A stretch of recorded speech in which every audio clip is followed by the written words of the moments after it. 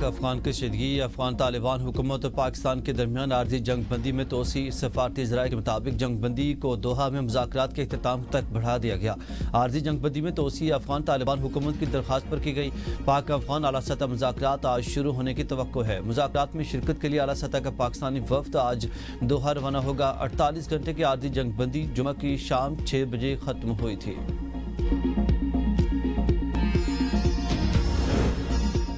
افغان سرزمین سے پاکستان پر حملے، افغان شہریوں کا ملوث ہونا اور افغانستان سے دراندازی کی کوششیں تشویشناک ہیں۔ وزیراعظم کی زیر صدارت اعلیٰ سطح کا اجلاس، مہاجرین کی جلد واپسی یقینی بنانے کا فیصلہ۔ اجلاس میں فیلڈ مارشل عاصم منیر کی بھی شرکت۔ وزیر اعلیٰ خیبر پختونخوا سہیل آفریدی شریک نہ ہوئے۔ صوبائی وزیر خزانہ مزمل اسلم نے نمائندگی کی۔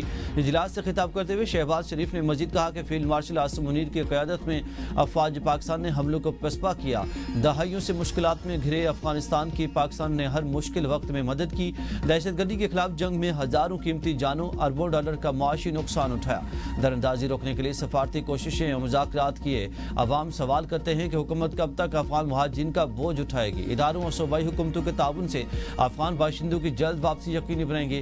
اجلاس کو بتایا گیا کہ ملک میں مقیم افغان باشندوں کی مرحلہ وار واپسی کا عمل جاری ہے اور اب تک 15 لاکھ کے قریب افغان باشندوں کو واپس بھیجا جا چکا ہے۔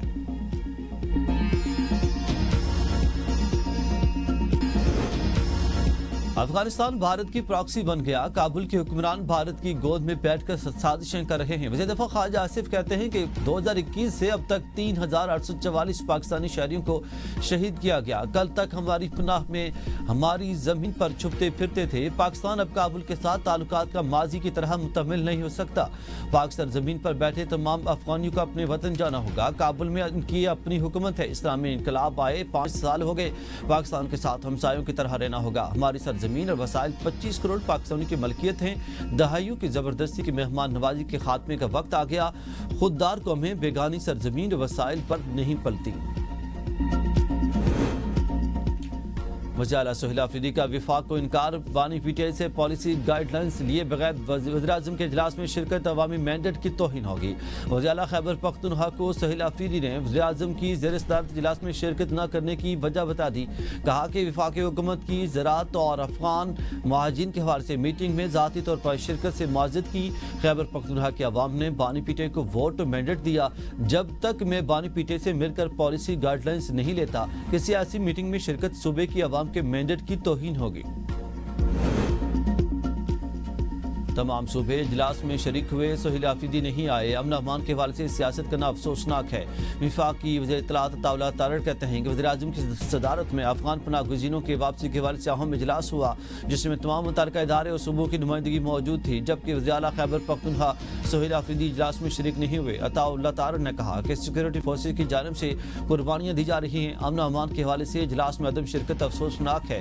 عطا تارڑ نے کہا کہ افغان پناہ گزینوں کی واپسی ایک نازک معاملہ ہے، جس پر تمام متعلقہ فریقین کو مل کر کام کرنا ہوگا تاکہ امن و استحکام کو یقینی بنایا جا سکے۔ مذہبی جماعت کی ہڑتال کے کال کو عوام نے مسترد کر دیا ہے۔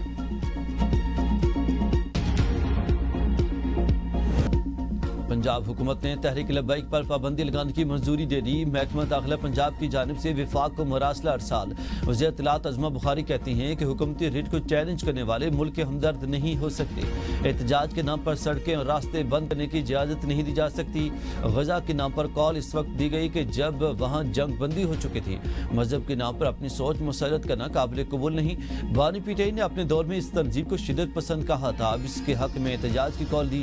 کوئی بھی حکومت ہو، لاشوں کو چھپایا نہیں جا سکتا۔ پنجاب میں کوئی نیا اسلحہ لائسنس جاری نہیں ہوگا۔ غیر قانونی اسلحہ رکھنے پر دہشت گردی ایکٹ کے تحت مقدمہ درج ہوگا۔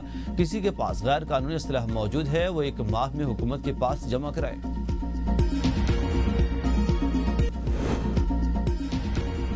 عالمی برادری کا پاکستان کی اقتصادی پالیسیوں پر اعتماد مستحکم۔ وزیر خزانہ محمد اورنگزیب کی واشنگٹن میں چین کے نائب وزیر خزانہ سے ملاقات۔ آئی ایم ایف کے ساتھ سٹاف لیول معاہدے سے آگاہ کیا۔ کہا کہ نیو ڈیولپمنٹ بینک میں پاکستان کی رکنیت کے لیے چین کی حمایت کی درخواست کی۔ وزیر خزانہ کی بنگلہ دیش کے چیف ایڈوائزر کے خصوصی نمائندے سے ملاقات۔ دونوں ملکوں کے درمیان علاقائی معاشی تعاون کو فروغ دینے کے عزم کا اعادہ۔ جاپان بینک برائے بین الاقوامی تعاون کے گورنر سے ملاقات میں ریکارڈنگ منصوبے کے لیے قرض دہندگان کے گروپ میں شمولیت کے باضابطہ اعلان کو سراہا۔ وزیر خزانہ کا ورلڈ اکنامک فورم کے اجلاس سے بھی خطاب۔ فرسٹ ویمن بینک کی نجکاری متحدہ عرب امارات کی انٹرنیشنل ہولڈنگ کمپنی اور حکومت پاکستان کے درمیان معاہدہ طے پا گیا. وزیر اعظم کہتے ہیں کہ فرسٹ ویمن بینک کی نجکاری بارش کا پہلا قطرہ ہے. G2G فریم ورک کے تحت طے پانے والا معاہدہ ایک اچھے سفر کا آغاز ہے. مزید منصوبے بھی پائپ لائن میں ہیں. جو سرکاری ملکیتی ادارے فعال طریقے سے کام نہیں کر رہے ان کی تنظیم میں نو کریں گے.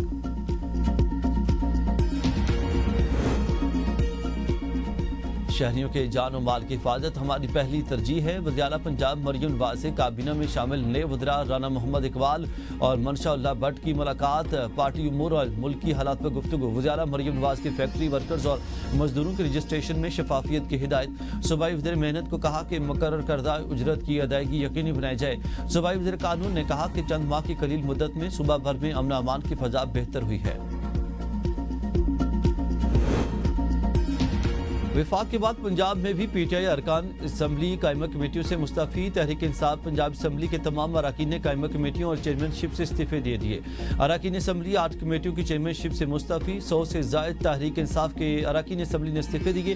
مجموعی طور پر 143 قائمہ کمیٹیوں کے ممبران نے استعفے دیے. اپوزیشن لیڈر معین ریاض قریشی نے کہا کہ اراکین نے بانی پی ٹی آئی کا سر فخر سے بلند کیا. اراکین اپنے حلقوں کے عوام کی امیدوں پر پورا اترے.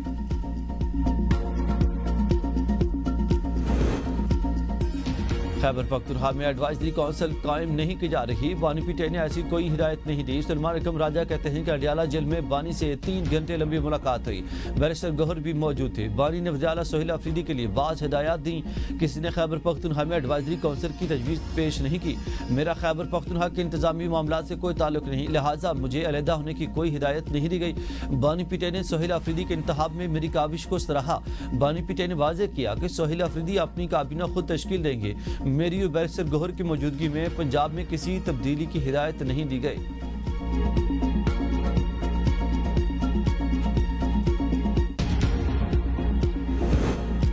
وزیر اعلیٰ سہیل آفریدی کا بانی پی ٹی آئی سے ملاقات کے لیے چیف جسٹس کو خط. سپرنٹینڈنٹ اڈیالہ جیل اور وزارت داخلہ کو وزیر اعلیٰ کے پی کی بانی پی ٹی آئی سے ملاقات کرانے کی ہدایت دینے کی استدعا. وزیر اعلیٰ نے بانی سے ملاقات کے لیے اسلام آباد ہائی کورٹ سے بھی رجوع کر لیا. درخواست میں موقف اختیار کیا کہ کابینہ تشکیل اور گورننس کے حساس معاملات پر بانی سے رہنمائی لینا لازمی ہے. وزیر داخلہ اور محکمہ داخلہ پنجاب کو ملاقات کے لیے پہلے ہی درخواست دی جا چکی ہے. بانی پی ٹی آئی سے فوری ملاقات کی اجازت دی جائے.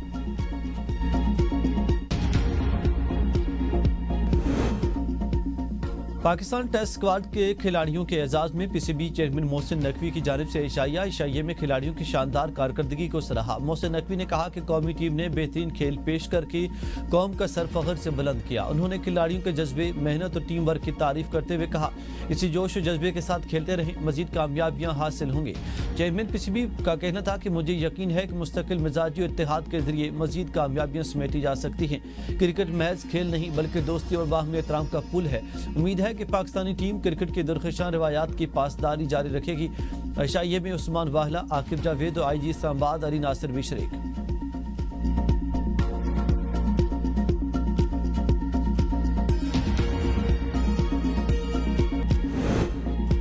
آزاد کشمیر میں عوامی ایکشن سے معاہدے پر عمل درآمد کا آغاز. مزید 2 وزراء اکبر ابراہیم اور ماجد خان نے کابینہ سے مستعفی ہونے کا اعلان کر دیا. مظفر آباد میں پریس کانفرنس کے دوران کابینہ سے علیحدہ ہونے کے اعلان کرتے ہوئے اکبر ابراہیم نے کہا کہ میں اور ماجد خان کابینہ سے استعفے کا اعلان کرتے ہیں.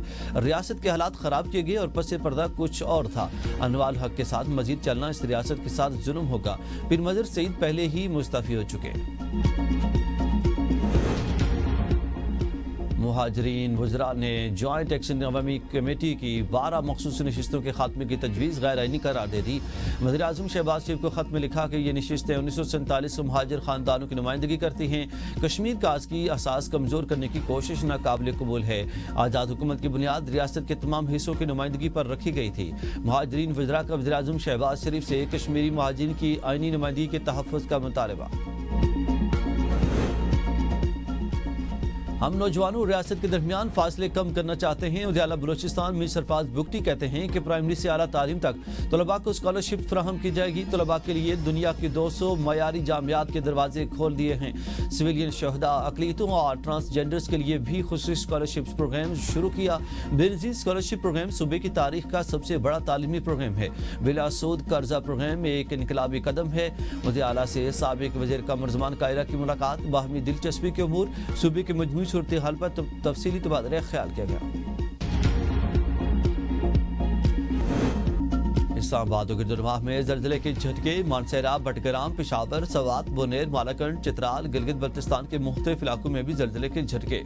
ریکٹر اسکیل پر زلزلے کی شدت 5.6 محسوس کی گئی۔ زلزلے کا مرکز کو ہندوکش افغانستان میں تھا۔ اسلام آباد ہائی وے اور راولپنڈی مری روڈ پر بدترین ٹریفک جام، گاڑیاں گھنٹوں ٹریفک میں پھنسی رہیں۔ فیض آباد سے 6 روڈ تک گاڑیوں کی لمبی قطاریں، شہریوں کو شدید مشکلات کا سامنا۔ فیض آباد فلائی اوور سے اسلام آباد مری جانے والی ٹریفک مکمل طور پر بند، متبادل راستوں پر بھی ٹریفک کا دباؤ، موٹر سائیکل سواروں کو بھی مشکلات۔ بدترین صورتحال کے بعد شہری کئی گھنٹے تک ٹریفک جام میں پھنسے رہے۔ مقبوضہ کشمیر میں بھارتی فورسز نے نگرانی اور تلاشی کی کارروائیاں تیز کر دیں، شہری پریشان۔ کشمیر میڈیا سروس کے مطابق بھارتی فوج اور سینٹرل ریزرو پولیس فورس کے اہلکاروں نے وادی کشمیر اور جموں میں لائن کنٹرول کے ساتھ واقع مختلف دیہات اور علاقوں میں نگرانی، تلاشی اور محاصرے کی کارروائیاں شروع کر رکھی ہیں۔ ٹیسٹ سیریز دوسرے میچ کے لیے پاکستان اور ساؤتھ افریقہ کی ٹیمیں لاہور سے اسلام آباد پہنچ گئیں۔ پریکٹس شیڈول میں تبدیلی، اسلام آباد کلب کے بجائے اب دونوں ٹیمیں راولپنڈی کرکٹ اسٹیڈیم میں پریکٹس کریں گی۔ پہلے ٹیسٹ میں پاکستان نے ورلڈ ٹیسٹ چیمپئن کو شکست دی تھی، دوسرا ٹیسٹ 20 اکتوبر کو شروع ہوگا۔